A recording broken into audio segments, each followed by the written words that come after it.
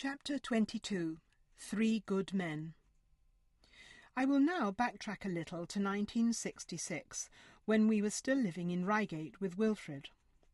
Mum, Miranda and I had gone on a Rhine holiday in 1965, Mum's first time back in her motherland and our first holiday abroad together. This had given us all a taste for travel. It was not easy to save from our meagre incomes, and Miranda was still at school then. But Mum was a great manager of money, and as far back as I can remember, she would save a little from our housekeeping or wages whenever she could. It was 27 years since she had seen her brother Hans, and she longed to see him again. Since the end of the war, many letters had been exchanged and parcels dispatched. There were times when it was evident that Hans, his wife Marianne, and their 2 children, Gunther and Galinde, were very short of food. Hunger stared at us from the few photos they sent us. "Ach, I think they are starving in Germany. I can see it in their faces. We must send a parcel." And she would put together a box of goodies, encouraging us to include something too, a drawing, a handkerchief, or some little knick-knack that we hoped would please the children. Although we had little, our German cousins always had far less than we did. In 1966, they were teenagers. Gunther was a few months older than Miranda, and Galinde a little younger. We were planning to become acquainted with our German family, but they lived in the DDR, the Soviet zone of Germany, which was occupied by the Russians and behind the Iron Curtain. It was not easy to get a visa to travel there independently. Many forms had to be filled in and questions answered. With whom would we be staying? Where would we go during our stay? Who would we meet? Because Hans and Marianne lived in a small apartment, we arranged to stay in the house in Neulanderstrasse, where Mum first lived with the Klinkovs after leaving the children's home. Frau and Herr Klinkov had died many years before, but their younger daughter, Lilo, now lived in the same house with her husband, Alf Jung, a retired doctor of horticulture. I remember that this fact surprised me at the time because our newspapers always led us to believe that in communist countries people couldn't own their own property. Lilo was delighted that we were able to visit, and as her house was only a few hundred yards up the hill from Hans's flat, we would be able to divide our time between the 2 families. Our journey was long and complicated. We had to travel to London and then to Harwich by train, by sea from Harwich to the Hook of Holland, and then another train to Berlin. We broke our journey by staying overnight at the cheap, noisy and very uncomfortable station hostel in West Berlin. The next morning, drained from lack of sleep, we boarded another train that carried us into the Eastern Zone. That short, locked train journey took us from our familiar world into what seemed to us a very alien one. Passports and visas were checked and double-checked by armed guards. We were in the Eastern Bloc, and this was during the bleakest time of the Cold War. The station in East Berlin was crowded and confusing. After some initial difficulties in finding the right platform, we caught a train to Dresden. It crawled for 200 kilometres, often stopping altogether for long periods. The time we were supposed to arrive in Dresden came and went, and we had no idea how much longer the journey would take. We were hungry and thirsty and totally unprepared for the lack of availability of food and drink on the train. By the time we reached Dresden station, our throats were parched and our eyes gritty with exhaustion. But there was Hans waiting for us, and as the brother and sister embraced each other, there were smiles and tears of joy, as the relief of seeing each other after so many years apart finally sunk in. Suddenly, our mother seemed more German, more foreign. She and Hans fell naturally into animated conversation that we couldn't follow. We were taken to Neulander Strasse and welcomed into the house where Ruth had lived from the age of 14 until she was 22. We were given mattresses on the floor of the very attic room where she had slept as a girl, the room where the songs and strumming of balalaikas from Der Wildermann had drifted in through open windows on balmy evenings 40 summers earlier. In those far-off days, the windows had looked out over thick forest. Now, in a clearing in the woods behind high wire fences, we could see an encampment of Russian soldiers. It is amazing how much can be understood just through gestures and smiles, as none of the family spoke any English. But we could see that Mum and Hans were happy, and it was enough for us to realise that we liked our uncle very much indeed. We settled into relaxed mornings of eating breakfast of dense dark rye bread with wurst, or homemade jam and strong black coffee under the apple trees in Lilo's garden, followed by the walk down to Hans's flat, ready for the day's adventure. Hans took us everywhere and showed us all the sights. Dresden was still a city of rubble, interspersed with modern concrete buildings. Now and then we would see long queues beside a lorry or van loaded with fresh produce. Hans explained that fresh food was often in short supply, and whenever some arrived the word spread like wildfire, and housewives would rush out to queue for whatever was available.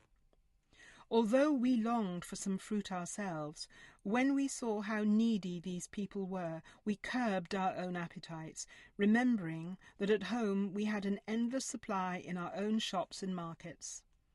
The shops in Dresden had little to offer us. They were sparsely stocked. The only souvenir I brought back was a handmade cloth doll with a painted wooden head. But there were good things too. The roads were practically empty of cars. The difference was noticeable, even though traffic in the UK was far less in the 60s than it is now. It was pleasant to be in such an unpolluted city. We travelled everywhere by Straßenbahn, the wonderful tram system that still exists in Dresden today. Travel was easy, efficient, and very cheap. Hans's flat was cheap too. He paid as much rent in a month as we paid for our Hampstead flat in a week. One lovely warm day we took a long walk in the mountains of the Sächsische Schweiz, Dresden's little Switzerland, with all Hans's family. We stood on rocky ledges, gazing down on trees far below us. Hans and Mum were deep in conversation the whole day. Hans explaining things that perhaps he thought it better not to talk about indoors. In the mountains, they were safe from listening devices. We also visited Meissen, the lovely palace of Pillnitz, and lingered on the Brühlsche Terrasse beside the Elbe. Hans showed us the huge modern apartment blocks in Pragerstrasse, all built around a wide piazza with fountains and benches. He wanted us to be impressed, for he was proud of what the communists had achieved in Dresden since the war. There was nothing left. We had to house people quickly. But for Mum, it was sad to see it, for she remembered the old, elegant shopping streets as they had been before the firestorm had destroyed them. In the centre of the old city, we saw the blackened ruins of Frauenkirche, with weeds growing through the rubble. Hans says it's left like this as a memorial to the dead and a warning to future generations. Poor Mum, it was an emotional journey for her. I don't recognise anything. There no longer exists the Dresden of my youth. I can't get a sense of it, of where things used to be. We went to an open-air orchestral concert one evening in the vast courtyard of the partially restored Zwinge. The people of Dresden had rooted with bare hands through piles of rubble to rescue any surviving pieces of sculpture after the bombing. Restoration of the palace was incomplete, but we could get a good idea of the beauty of this complex of Baroque pavilions with its grotesque gargoyles and fat, smiling putti. When we left Dresden, it was with the promise that we would try and come again as soon as we could, for even if Hans had been allowed to travel to the west, which he was not, he told Mum that he was afraid to. Because his job involved trying to trace Nazi criminals, he thought that there were old Nazis hiding in the West who would want to kill him. Whether this was true or was propaganda fed to him by the communist regime, we didn't know. But as we were free to travel, we began to plan and save immediately for our next visit. The shabby ground-floor mansion flat in Honeybourne Road that we moved into in the autumn of 1967 was the grandest place we had ever lived in. Mum still insisted that the children's home of her childhood was a castle, and far grander, of course. Our rooms were generous, the ceilings high, with cornices and ceiling roses. The corridor was long, with a bend halfway down, and high doors leading into bedrooms. There was a sitting room with tall windows set into a bay that overlooked the road. 2 bedrooms, 1 double and 1 single, a dining room with its original built-in glass-fronted dresser, and at the rear a small kitchen. The dining room and kitchen windows looked out over the back of the shops in West End Lane, and a gap between the terraces allowed us to see people walking by and glimpse the fire station at West End Green. Because we were on a hill, the back of the flat was on the first floor, and a wooden lift on pulleys could be wound up to the window to carry our rubbish down to the bins at the back of the block. We still had to go down and deal with the rubbish ourselves, putting it into the big bins for collection, but at least we didn't have to carry it through the apartment block and down the basement stairs. We'd barely settled in when Miranda and I decided to join a local orchestra. She took her violin and I my much more cumbersome cello to Golders Green on the bus. Then we walked up the hill to St. Alfred's School, where the Johann Tryggvason Orchestra rehearsed. This orchestra turned out to be far below the standard we were used to in our Surrey orchestras, and within a short time we decided to stay only until the Christmas concert a couple of months away. But fate was to stick its oar in and disrupt everything, as it sometimes does, just when you have everything nicely planned. One week there was a good-looking young man called John sitting next to Miranda on the first desk of the violins. The following week he offered us a lift as we struggled up the hill with our instruments. When he found out that we knew no one in London and would not be going to any Christmas parties, he promised to let us know if he heard of any. At first, John asked us both to the parties of his friends, and we guessed he liked one of us and wondered which one of us interested him. Then, at a New Year party, he asked me if I'd like to go out with him. We were managing well. Miranda was working in music publishing in the West End and meeting distinguished composers who came to see the editor. I was restless for change and left the library to become an interviewer at job agencies, working in Notting Hill, Bond Street, and then Oxford Street. The wages were better than in the library, and I was getting commission, but I found the job uncomfortable and frustrating. I was constantly coming up against prejudice against coloured applicants who were twice as qualified as their white counterparts. It was almost impossible to place them, and I found it embarrassing and sometimes quite heartbreaking to have to tell these desperate but highly talented people over and over again that they had been unsuccessful in securing even an interview. It seems hard to believe now that employers would shout down the phone at me, demanding to know how I would dare to suggest a black applicant for an accountancy post.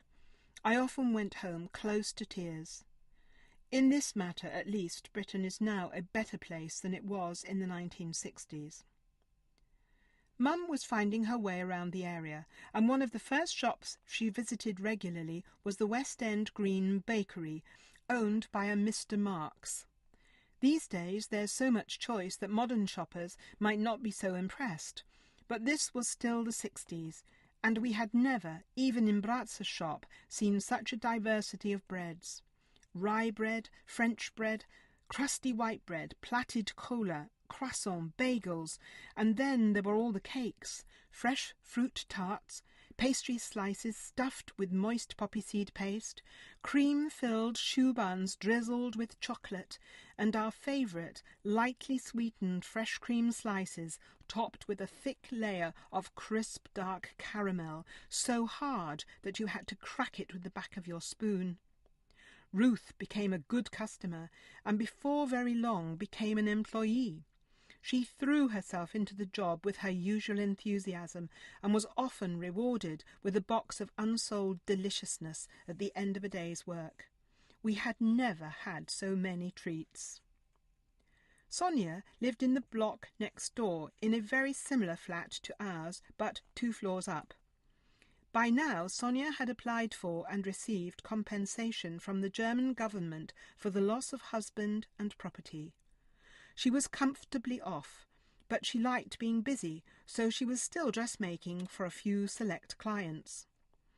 At the back of her flat she had a little room with a dressmaker's dummy, sewing machine, and a selection of the most wonderful fabrics that she was making up into smart dresses and blouses.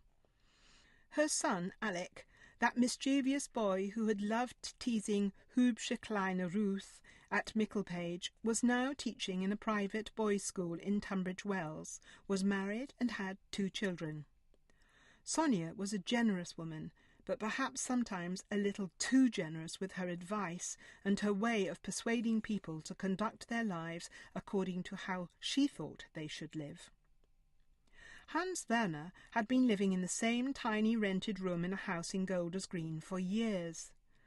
When I think of the background he came from, this must have been such a confined existence. Unlike Sonia, he never applied for compensation from Germany. He wanted nothing from the Germans. The Germans could never compensate him for what he had lost: his father, his mother, his grandmother. I suppose he thought that all of his family's extensive wealth didn't count for much when his whole family had been murdered by the state. It was something that he may have regretted later in life when he was retired and money was tight, but he never said as much. In the 60s he was still working as office manager in a garage in Poland Street in Soho.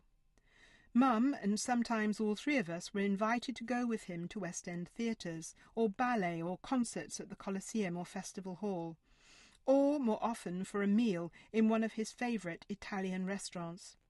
He loved Italian food, wine, and good cigarettes. Mum would repay him for those outings by inviting him to Sunday lunch in our flat and preparing some of her wonderful German dishes. Rouladen, slices of rolled-up beef filled with bacon, mustard, and pickled cucumber in rich gravy. Sauerbraten, slow-roasted marinated beef, or pork in caper and mustard sauce with sauerkraut. Hans Werner started buying her expensive jewellery for her birthdays. His origins, as the grandson of a jeweller, meant that he had excellent taste for the kind of beautiful but simple jewellery that Mum preferred. He knew what to buy and where to buy it. Although she loved the pieces he gave her, I think her favourite piece of jewellery was always that gold and ruby chain bracelet given to her by Hans Werner's mother in those last days when Ruth lived with them in Berlin. Now my mother bloomed. Hampstead suited her. Being able to speak in German to Sonia and Hans Werner and other acquaintances made her happy. By working in clay, she was at last satisfying the creative side of her nature. Our planned return to Dresden was delayed for a year by the Prague Spring, a time of heightened distrust between East and West, when independent travel to Soviet countries was not advised. It took months to get visas for the 3 of us. By the time everything was arranged, it was the late spring of 1969, and John and I had decided to get married. Neither of us had any spare money, but John was offered a 14-year lease on a hairdressing salon in Cricklewood, a 20-minute walk from our West Hampstead apartment. The salon had an empty flat above it, which meant that we would have a place of our own. John was a hairdresser, and this fact did not sit very well with my mother's idea of a suitable partner for me. He was not intellectual or educated enough for her to approve. Her early womanhood at the fringe of a group of rich young intelligentsia in Dresden had left her with a slight underlying snobbery that never really left her. This was somewhat at variance with the fact that she absolutely despised snobs. She never recognized this incongruity in her own attitude. It was entirely focused on academic or artistic excellence rather than on money or family connections. However, her admiration for anyone on intellectual grounds could quickly disperse if she found that they were unpleasant people. I never challenged her on it, but went my own sweet way and made the choices that were right for me at the time, thereby causing her a lot of quite unnecessary worry. Perhaps thinking about how she and Miranda would manage after I was married and no longer contributing to the rent, and feeling that a stranger for a lodger would not be pleasant in a flat of that size, Mum suggested to Hans Werner that instead of living in one room on his own, he may like to come and live with her and Miranda. He would have his own room, but could share the rest of the flat, and also have his meals with them. She could, after all, cook as easily for 3 as for 2. He accepted, but being somewhat old-fashioned in his views on propriety, suggested that perhaps they should get married. You must imagine how she felt. She could hardly believe it. She was overjoyed. She had never looked so happy or had such a glow about her. Miranda and I were delighted for them both. However, it did not take long for Hans Werner to get cold feet and back out of the arrangement. That was not all. He felt so bad about letting Mum down that he actually stopped phoning her or writing to her. Mum was distraught. It was only twice in her life that I saw her so distressed. The first was when Nicky was taken from us, and this was the second time. She walked around the flat in dark glasses, not wanting to reveal her sore eyes, but the glasses told their own story. The most devastating thing for her was that she thought that Hans Werner would never speak to her again. That was far worse for her than not marrying him. They'd always been good friends. Eventually, I became so worried about her that I decided that I had to do something. As it happened, I was working in an employment agency only a street or 2 away from where Hans Werner worked in the West End of London. I had his work number, and one day I rang him in his office. "I want you to meet me for lunch. We need to talk." He complied immediately, almost eagerly. "The Italian restaurant just off Wardour Street. Do you know the one I mean, Chris? No? Outside Beers, then. We'll meet there, 1 o'clock. Fine, I'll see you there." He ordered a whole bottle of wine, most of which he drank himself. I suspected that he needed a lot of Dutch courage. I told him that what he had done to Mum was cruel. "And now you don't even speak to her." "I know. I just couldn't do it. Get married, I mean. I feel ashamed." "But Hans Werner, you've been friends for years, ever since you were young. She knew your family. You can't just stop being her friend now because of this. Is that what you want, never to see her again?" No, I don't want that." I don't remember what it was we ate. The food wasn't important. He kept refilling his glass. "The most unkind thing of all is that you haven't contacted her. That's the hardest thing for her to bear. She's afraid you won't speak to her again. Forget the marriage idea. She'll forgive that. But for goodness sake, still keep in touch with her." By the end of the meal, he said he would contact her. Later, he told Mum that I had a way of tapping into the deepest emotional part of a person. I don't know. I wasn't aware of doing it. I just knew I had to intervene for the sake of my mother. By the time we went to Dresden, they were friends again, and he had agreed to come and live at the flat, but just as a lodger, when I got married. For Mum, this was a great relief. After all, the idea of a marriage had been his and not at all what she had initially offered him. This time I was going to Dresden with mixed feelings. A fortnight away from John seemed a long separation. Such is love. But everything was planned and paid for, so once again we journeyed into the German Democratic Republic.